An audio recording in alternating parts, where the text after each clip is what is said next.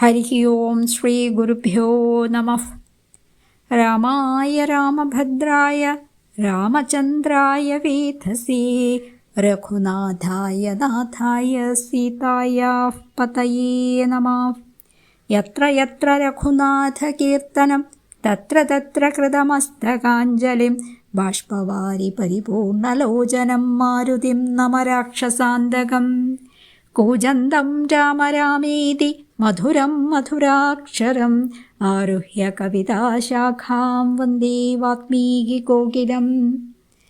അധ്യാത്മരാമായണം ബാലകാണ്ഡം നമ്മൾ തുടർച്ചയായിട്ട് ഒരു 28 മുതലുള്ള അർത്ഥം പറയുന്നു. വൃഷ്ണിവംശത്തിൽ വന്നു കൃഷ്ണനായി പിറന്നോരു വിഷ്ണു വിശ്വാത്മാ വിശേഷിച്ചനുഗ്രഹിക്കണം. വൃഷ്ണിവംശം എന്ന് പറഞ്ഞാൽ ആ യദുവംശമാണ്, കൃഷ്ണനായി പിറന്നതാണ്. കൃഷ്ണൻ എന്ന് പറഞ്ഞാൽ കർഷേതീതി കൃഷ്ണ, പിന്നെ കറുത്ത നിറമുള്ളത് കൊണ്ട് കൃഷ്ണൻ. വിഷ്ണു വിശ്വാത്മാ വിശേഷിച്ച് അനുഗ്രഹിക്കണം. വിഷ്ണുജോദ്ഭവസുതനന്ദനപുത്രൻ വ്യാസൻ. അപ്പം വിഷ്ണു എന്ന് പറയുമ്പോൾ വ്യാപനത്വാദ്, എങ്ങും നിറഞ്ഞിരിക്കുന്നത് കൊണ്ട് വ്യാപനശീലത്വാദ് വിഷ്ണു എന്നാണ്. വിഷ്ണുജ ഉദ്ഭവ സുത നന്ദന പുത്രൻ വ്യാസൻ. വിഷ്ണുജൻ ബ്രഹ്മാവ്, ആ വിഷ്ണുവിൽ നിന്ന് ബ്രഹ്മാവ് വന്നു. ഉദ്ഭവൻ വസിഷ്ഠൻ, സുതൻ വസിഷ്ഠൻ്റെ പുത്രൻ ശക്തി, നന്ദനൻ ശക്തിയുടെ പുത്രൻ പരാശരൻ, ആ പരാശരൻ്റെ പുത്രനായിട്ടുള്ള വ്യാസൻ. അപ്പം വിഷ്ണുജോദ്ഭവസുതനന്ദന പുത്രൻ വ്യാസൻ. വിഷ്ണു താൻ തന്നെ വന്നു പിറന്ന തപോധനൻ. തപോധനൻ എന്ന് പറഞ്ഞാൽ തപസ്സു തന്നെ ധനമായവനാണ്. വിഷ്ണു തന്മായ ഗുണചരിത്രമെല്ലാം കണ്ട് കൃഷ്ണനാം പുരാണകർത്താവിനെ വണങ്ങുന്നേൻ. ആ വിഷ്ണു ഭഗവാന്റെ ആ മായയുടെ ഗതി, എല്ലാ മായയുടെ ഗതി അറിഞ്ഞിട്ടുള്ളവനും കൃഷ്ണൻ എന്നുള്ള ആ പുരാണനായ കർത്താവിനെ, പുരാപി നവമാണ് പുരാണം, പഴയതാണെങ്കിലും പുതിയതുപോലെ കാര്യങ്ങളെല്ലാം അതിൽ ഉൾക്കൊള്ളുന്നതാണ് പുരാണം, പുരാഭിനവം. അപ്പോൾ വ്യാസമഹർഷിക്ക് കൃഷ്ണനെന്നും, കറുത്തതായതുകൊണ്ട് കൃഷ്ണനെന്നും, ദ്വീപിൽ ജനിച്ചതുകൊണ്ട് കൃഷ്ണ ദ്വൈപായനൻ എന്നും പേരുള്ളവനും, ആ പുരാണങ്ങളെല്ലാം രചിച്ചതുമായ 18 പുരാണങ്ങൾ ഉണ്ടെന്നുള്ളതാണ് കർത്താവുമായ വ്യാസമഹർഷിയെ ഞാൻ വണങ്ങുന്നേൻ പറഞ്ഞിരിക്കുന്നു. അപ്പം നാൻമരനേരായ രാമായണം ചമയ്ക്കയാൽ. അപ്പം 4 വേദങ്ങൾക്കും തുല്യമായിട്ടുള്ള ആ രാമായണം. ഏതൊക്കെയാണ് 4 വേദങ്ങൾ നമുക്കറിയാം? ഋഗ്വേദം, യജുർവേദം, സാമവേദം, അഥർവവേദം. ഇനി ഞാൻ ഒരു കാര്യം പറയാൻ വിട്ടത്, നന്ദനൻ എന്ന് പറഞ്ഞാൽ നന്ദനം അല്ലെങ്കിൽ നന്ദനൻ എന്ന് പറഞ്ഞാൽ ആനന്ദത്തെ നൽകുന്നവൻ എന്നാണ്. അപ്പം 4 വേദങ്ങൾക്കും തുല്യമായ ആ രാമായണം ചമയ്ക്കയാൽ നാൻമുഖനുള്ളിൽ ബഹുമാനത്തെ വളർത്തൊരു. നാൻമറ, മറ എന്ന് പറഞ്ഞാൽ വേദങ്ങൾ എന്നാണ്. നാൻമുഖൻ ആരാണ്? 4 മുഖമുള്ളവൻ ബ്രഹ്മാവ്. വാൽമീകി കവി ശ്രേഷ്ഠനാകിയ മഹാമുനി. അപ്പോൾ ആ 4 വേദങ്ങൾക്കും തുല്യമായ രാമായണം രചിച്ചതിലൂടെ ആ ബ്രഹ്മാവിന് ബഹുമാനം വളർത്തിയ കവിയായിരിക്കുന്ന മഹാനായ കവിയായിരിക്കുന്ന ആ വാൽമീകി മഹർഷിയുടെ വരപ്രസാദവും എനിക്ക് കിട്ടണേ എന്ന് ഞാൻ വന്ദിക്കുന്നു. അദ്ദേഹം വരം തരണേ എന്ന് തനിക്കെപ്പോഴും വന്ദിക്കുന്നേ. ഇനി എന്താണ്? രാമനാമത്തെ സദാകാലവും ജപിച്ചിടും കാമനാശനനുമാവല്ലഭൻ മഹേശ്വരൻ. അപ്പം കാമനാശനായിരിക്കുന്ന ഉമയുടെ വല്ലഭൻ ഭർത്താവായിരിക്കുന്ന, അപ്പോൾ ഉമ എന്ന് പറഞ്ഞാൽ എന്ന് പറഞ്ഞാൽ തപസ്സാണ്, മാ എന്ന് പറഞ്ഞാൽ നിർത്തുക എന്നാണ്. അത് ആ മഹാദേവൻ, മഹേശ്വരൻ, ശ്രീ മഹാദേവൻ, പരമേശ്വരൻ, സർവേശ്വരൻ, എല്ലാത്തിനെയും ഈശ്വരനായിരിക്കുന്നവൻ. ഈശ് ധാതുവാണ്. അപ്പം ഭരണനിപുണനാണ്, ഭരണകർത്താവാണ്. ചെയ്യാനും ചെയ്യാതിരിക്കാനും വേറൊന്നായി ചെയ്യാനും കഴിവുള്ള ആളാണ്, മാറ്റി ചെയ്യാനും കഴിവുള്ള ആളാണ്. കർത്തും അകർത്തും അന്യഥാ കർത്തുമാണ് ഈശ്വരൻ. മാമകേ മനസ്സി വാണിടുവാൻ വന്ദിക്കുന്നേൻ. സദാ രാമനാമം ജപിക്കുന്നവനാണ് ആര്? ശ്രീ മഹാദേവൻ. കാമനാശനനാണ്, പാർവതീ വല്ലഭനുമാണ്. അപ്പം അങ്ങനെയുള്ള ആ ശിവഭഗവാൻ എൻ്റെ ഹൃദയത്തിൽ വസിക്കുവാനായിട്ട് ഞാൻ വണങ്ങുന്നു എന്ന് തുഞ്ചത്തെഴുത്തച്ഛൻ പറയുകയാണ്, ആചാര്യൻ പറയുകയാണ്. ഇനി എന്താണ്? വാരിജോദ്ഭവനാദിയാകിയ ദേവന്മാരും. വാരിജൻ താമരയിൽ നിന്ന് ഉത്ഭവിച്ചവൻ ബ്രഹ്മാവ്. ആ ബ്രഹ്മാവാദികളായിട്ടുള്ള ദേവന്മാരും. ദേവൻ ദിവ് ധാതുവാണ്, പ്രകാശസ്വരൂപികൾ എന്നാണ്. നാരദ പ്രമുഖന്മാരാകിയ മുനികളും. നാരദൻ മുനിയായി തുടങ്ങിയ മുനികൾ. മനനശീലത്വാത് മുനി എന്ന് പറയാം. മനനശീലവാൻ മുനി, മനനം ചെയ്യുന്നവൻ. എന്താണ് ഞാൻ, എൻ്റെ സ്വരൂപം എന്താണെന്ന് മനനം ചെയ്യുന്നവനാണ് മുനി. മൗനശീലവാൻ മുനി എന്ന് പറയാം. മൗനമായിട്ടിരിക്കുന്നവനും മുനിയാണ്. അപ്പോൾ മൗനമായിട്ട് പുറത്തേക്ക് മിണ്ടാതെ ഇരിക്കുന്നു എന്ന് മാത്രമല്ല, ഉള്ളിലും വളരെ ശാന്തമായി, അവിടെ ഉള്ളിലും മനസ്സിൻ്റെ ഇതൊന്നും ഇല്ലാതെ, അനക്കങ്ങളില്ലാതെ ഇരിക്കുന്നവനാണ് മുനി എന്ന് പറയുന്നത്. വാരിജ ശരാരാതി പ്രാണനാഥയും. വാരിജ ശരൻ എന്ന് പറഞ്ഞാൽ കാമദേവൻ. അരാധി എന്ന് പറഞ്ഞാൽ ശത്രുവാണ്. വാരിജ ശരാരാധി, ആ കാമദേവൻ്റെ ശത്രുവായിട്ടുള്ളവൻ ശിവൻ. അദ്ദേഹത്തിൻ്റെ പ്രാണനാഥ ആരാണ്? പാർവതി ദേവി. മമ വാരിജ മകളായ ദേവിയും തുണയ്ക്കേണം. വാരിജ മകൾ എന്ന് പറഞ്ഞാൽ താമരയിൽ നിന്നുള്ളവളുടെ, താമരയിലിരിക്കുന്നതാരാണ്? ലക്ഷ്മി ദേവിയും തുണയ്ക്കേണം.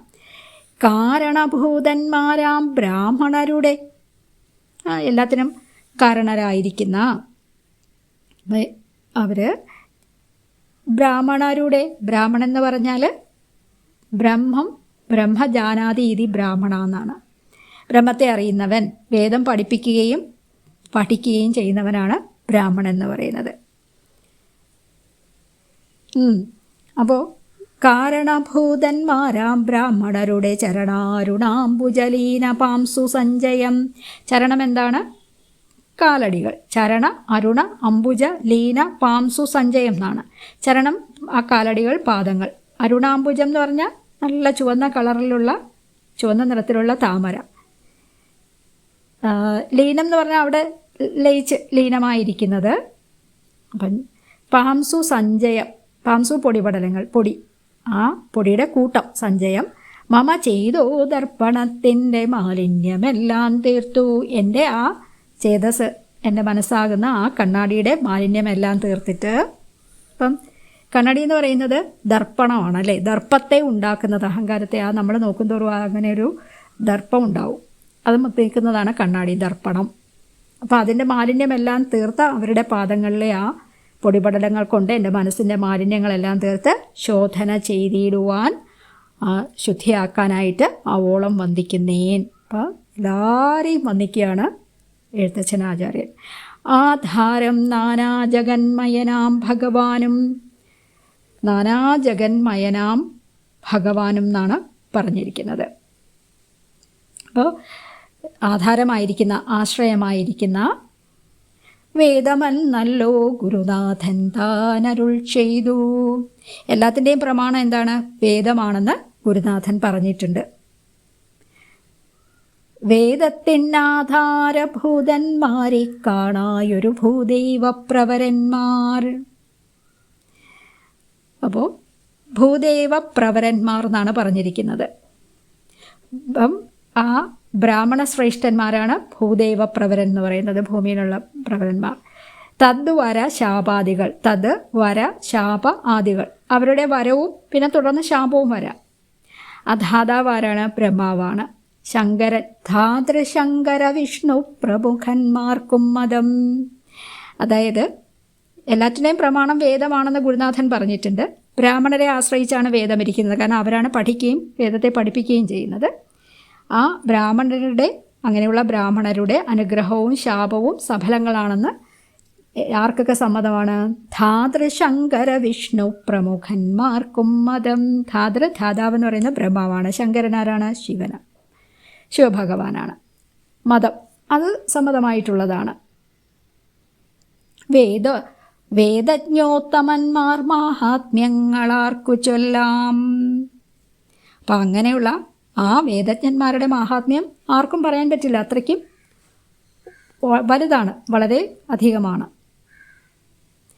പാദസേവകനായ ഭക്തനാം ദാസൻ, പാദസേവകനായ ഭക്തനാം ദാസൻ, പാദജൻ അജ്ഞാനിനാമാദ്യനായുള്ളൊരു ഞാൻ. ബ്രഹ്മപാദജൻ, അപ്പം ഓരോരുത്തരെ എവിടെ നിന്ന്, ബ്രാഹ്മണോ മുഖമാസീത് ക്ഷത്രിയോ, അപ്പം ബാഹുവിൽ നിന്ന് ക്ഷത്രിയരും മുഖത്തിൽ നിന്ന് ബ്രാഹ്മണരും പാദത്തിൽ നിന്ന് ശൂദ്രരും ഉണ്ടായിന്ന് ഇങ്ങനെ ഒരു വർണ്ണത്തിൻ്റെ അടിസ്ഥാനത്തിൽ പറഞ്ഞിട്ടുണ്ട്. അപ്പം ബ്രഹ്മപാദജൻ അജ്ഞാനിനാം ആദ്യനായുള്ള ഒരു. ബ്രഹ്മപാദജൻ എന്ന് പറഞ്ഞാൽ ബ്രഹ്മാവിൻ്റെ പാദത്തിൽ നിന്ന് ജനിച്ചവൻ ശൂദ്രൻ. അജ്ഞാനിനാം ആദ്യനായുള്ളൊരു ഞാൻ, ആ അജ്ഞാനികളിൽ വെച്ച് മുൻനിരയിൽ നിൽക്കുന്ന ഞാൻ. വേദസമിതം, വേദങ്ങൾക്ക് തുല്യമായത്. ബോധഹീനന്മാർ എന്ന് പറഞ്ഞാൽ അറിവില്ലാത്തവർ തന്നെയാണ്. വേദം നമുക്കറിയാം, അറിവെന്നുമുണ്ട്, 4 വേദങ്ങൾ ഗ്രന്ഥങ്ങൾ എന്നുമുണ്ട്, പിന്നെ വേദാംഗങ്ങളുണ്ട്. വേദാന്താദി വിദ്യകളെല്ലാം ചേതസി തെളിഞ്ഞുണർന്നാവോളം തുണയ്ക്കണം. അപ്പം ഏതൊക്കെയാണ് വേദാംഗങ്ങൾ? ശിക്ഷ, കൽപ്പം, നിരുക്തം, വ്യാകരണം, ജ്യോതിഷം, ഛന്ദസ്. അപ്പോൾ വേദാന്തം എന്ന് പറഞ്ഞാൽ വേദസാരമാണ്, വേദത്തിൻ്റെ അന്തം, അങ്ങേയറ്റത്തുള്ളത്, ഏറ്റവും ഉയർന്ന തലത്തിലുള്ളത്.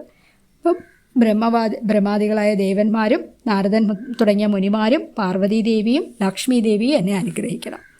പിന്നെ ജ്ഞാനവിജ്ഞാന സമ്പന്നരായിരിക്കുന്ന, എല്ലാത്തിൻ്റെയും കാരണക്കാരനായിരിക്കുന്ന ആ ബ്രഹ്മജ്ഞാനികൾ, അവരാണ് എല്ലാത്തിനും കാരണം. ആ ബ്രഹ്മജ്ഞാനികരുടെ പാദപത്മങ്ങളിൽ, അത് ബ്രഹ്മം ജാനാതീതി ബ്രഹ്മത്തെ അറിഞ്ഞവൻ ബ്രഹ്മം തന്നെയാണ്. അവരുടെ പാദമാകുന്ന താമരയിൽ പറ്റിയിരിക്കുന്ന പൊടിപടലം എൻ്റെ മനസ്സിൻ്റെ മാലിന്യമെല്ലാം തീർത്ത് ശുദ്ധി വരുത്തുവാനായിട്ട് വന്നിക്കുന്നു. എൻ്റെ ഗുരു പറഞ്ഞിട്ടുണ്ട്, എല്ലാത്തിൻ്റെയും പ്രമാണം വേദമാണെന്ന്. ബ്രാഹ്മണരെ ആശ്രയിച്ചാണ് ആ വേദം ഇരിക്കുന്നത്. അപ്പോൾ അവരുടെ അനുഗ്രഹവും ശാപവും സഫലങ്ങളാണെന്ന് ത്രിമൂർത്തികൾക്ക് പോലും, ആ ധാതൃ ശങ്കര വിഷ്ണു പ്രമുഖന്മാർക്ക് പോലും സമ്മതമാണ്. അങ്ങനെയുള്ള ആ വേദജ്ഞന്മാരുടെ മാഹാത്മ്യം എത്ര വർണ്ണിച്ചാലും തീരില്ല. അപ്പം പാദസേവകനാണ് ഞാൻ, ദാസനാണ്, ബ്രഹ്മാവിൻ്റെ പാദത്തിൽ നിന്ന് ജനിച്ച ശൂദ്രനാണ്. ജ്ഞാനികളിൽ, എനിക്ക് ജ്ഞാനമില്ല, അജ്ഞാനികളിൽ വെച്ച് അജരനായ എഴുത്തച്ഛൻ അങ്ങനെ പറയണമെങ്കിൽ നമ്മളൊക്കെ എവിടെ നിൽക്കും? ആദ്യനുമായ ഞാൻ വേദസംഹിതമായ രാമായണം ബോധഹീനന്മാർക്ക്, അജ്ഞാനികൾക്ക് അറിയുന്നതിന് വേണ്ടി പറയുന്നു. ഈ അവസരത്തിൽ വേദം, വേദാംഗം, വേദാന്തം തുടങ്ങിയ സകല വിദ്യകളും മനസ്സിൽ തെളിഞ്ഞുണർന്ന് സഹായിക്കണമെന്നാണ് ആചാര്യൻ പ്രാർത്ഥിക്കുന്നത്.